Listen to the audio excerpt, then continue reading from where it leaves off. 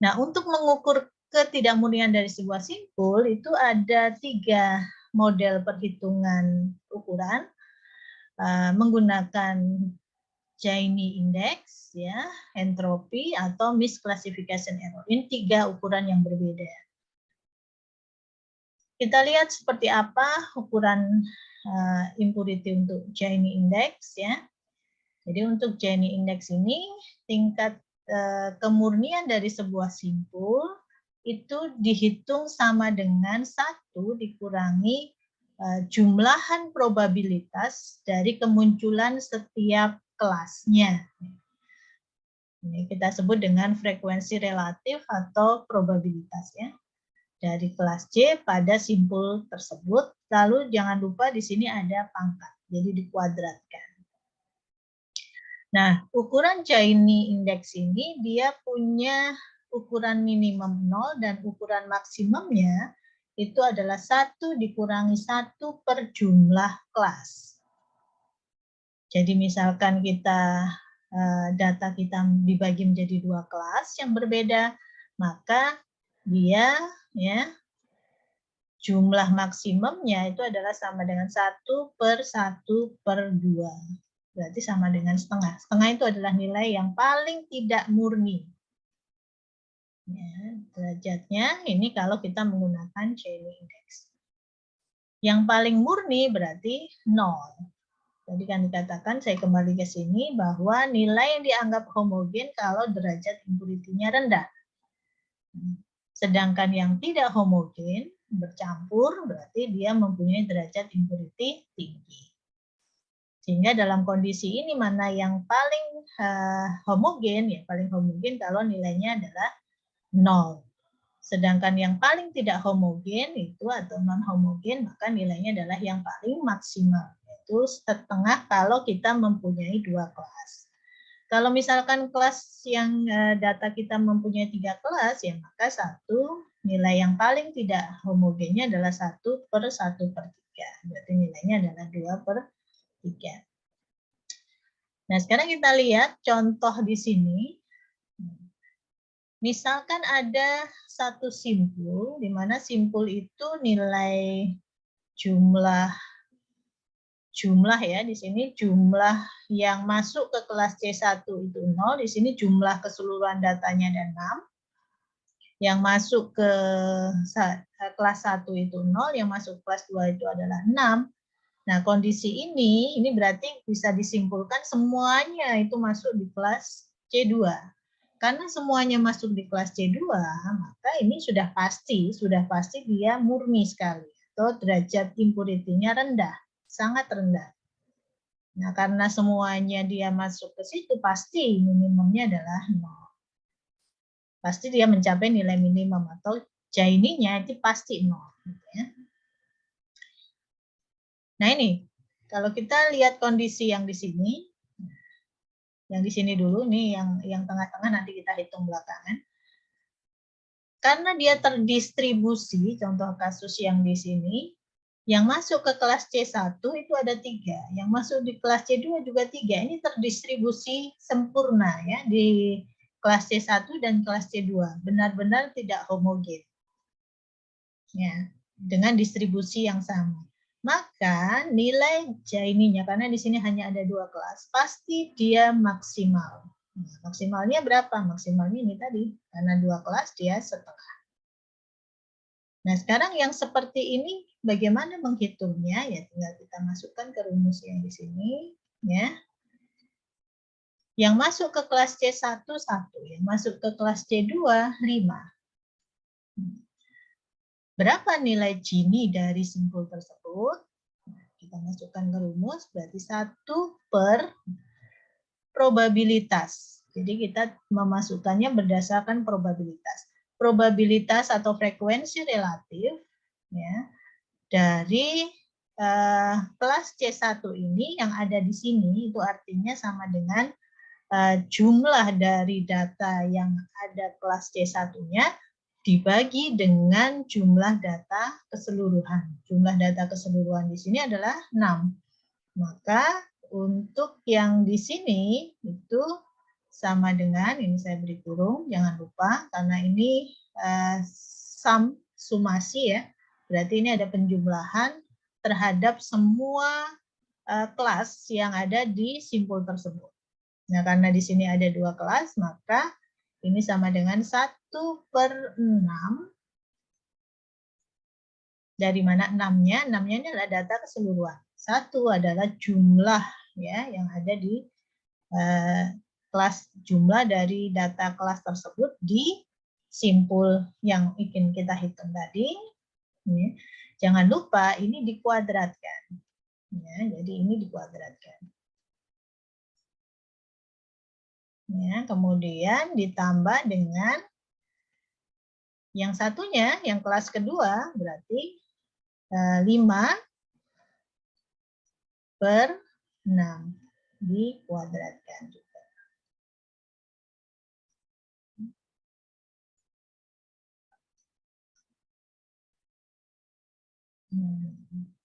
Jadi ini, nah, ini bisa kita hitung seperti ini, sama ya. Kuadratkan, maka hasilnya sama dengan berapa? 1 dikurangi, berarti ini kan 1/36 ditambah dengan 25/36. Berarti sama dengan 1 dikurangi 26/36. Jadi sama dengan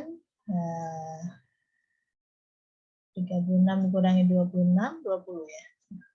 Sorry, 10. 10/36. Nah, 10/36 kita sederhanakan, nah, kita dapatkan hasilnya adalah 0,27. Nah, ini seperti ini cara menghitung tingkat kemurnian, ketidakmurnian sebuah simpul dengan menggunakan ukuran Cai. Dengan cara yang sama kita bisa menghitung yang ini, berarti sama dengan 1 dikurangi, ini jumlahnya sama, 6 ya. Berarti 2/6 dikuadratkan ditambah dengan 4/6 dikuadratkan. Total semua. Nah, kalau yang ini boleh langsung, kalaupun mau dihitung juga hasilnya pasti sama. Ya, jadi contohnya yang di sini, ini berarti 1/3/6, berarti kan setengah ya. Setengah kuadrat ditambah dengan setengah kuadrat. 3/6 kuadrat kan gitu. Setengah kuadrat ditambah setengah kuadrat kan 1/4, 2/4. Berarti 1 dikurangi 2/4, maka sama dengan 2/4 atau sama dengan setengah. Ya, itu cara menghitung derajat ketidakmurnian. Ada pertanyaan dulu? Masih belum ada. Oke, baik. Saya lanjutkan. Ini tadi sudah sama ya cara menghitungnya. Sekarang yang entropi.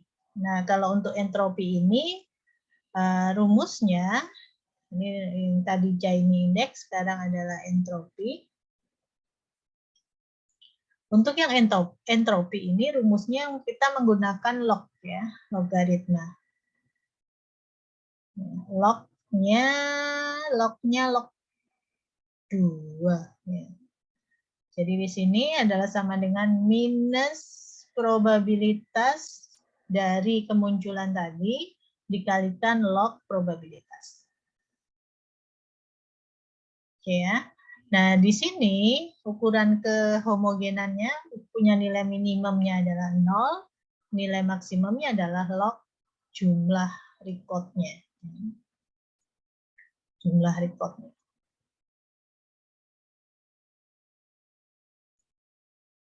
Nah, contohnya di sini kalau misalkan kondisinya kelas 1 itu ada 0, kelas 2 ada 6, maka kita bisa mendapatkan probabilitasnya dulu, boleh. Nah, kemudian baru kita kalikan di sini minus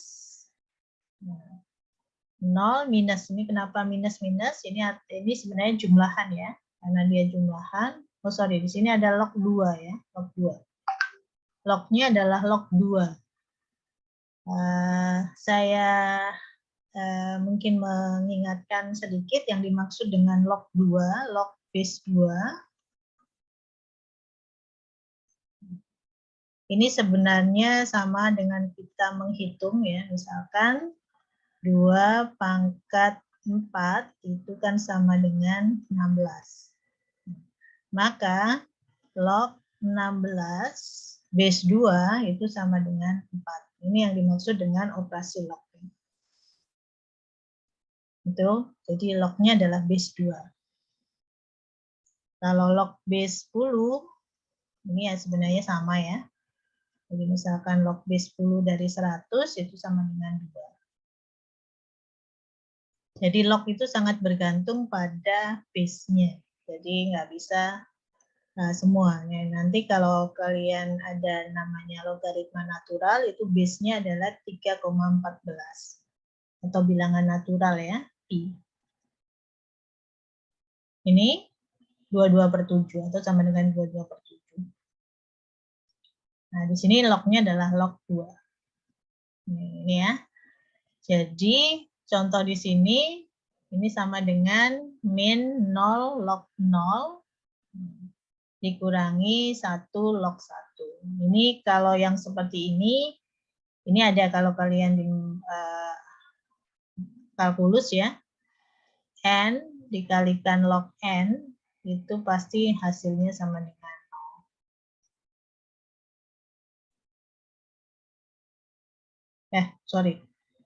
Log 0 dan log 1 ini hasilnya 0 ya. Coba nanti dihitung ya pakai kalkulator.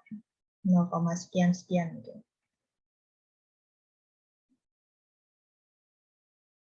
Ini seperti ini. Ini harusnya 1. Jadi ini kita hitungnya menggunakan kalkulator. Boleh menggunakan kalkulator.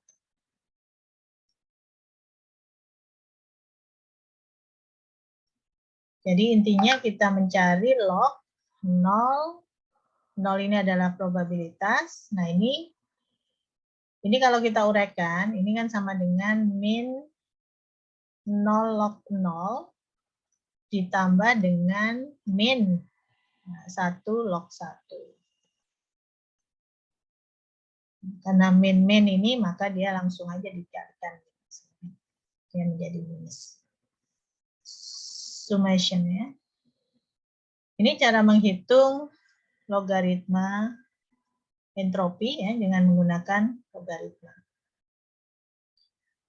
Kemudian yang ketiga itu adalah classification error. Kalau ini lebih mudah karena di sini errornya adalah dihitung dari 1 dikurangi nilai paling maksimum dari probabilitas. Nah, jadi antara 2 itu tadi mana yang paling maksimum, kemudian 1 dikurangkan. Ini paling gampang ya. Jadi contohnya ini probabilitas yang 0-nya 0/6. Probabilitas yang 6-nya adalah 6/6. Oh sorry, saya baru ingat. Ini kenapa 0? Ini karena 0 ya. 0 dikalikan berapapun 0. Log 1 itu kan berarti 2 pangkat berapa sama dengan 1. 2 pangkat berapa sama dengan 1 kan 0.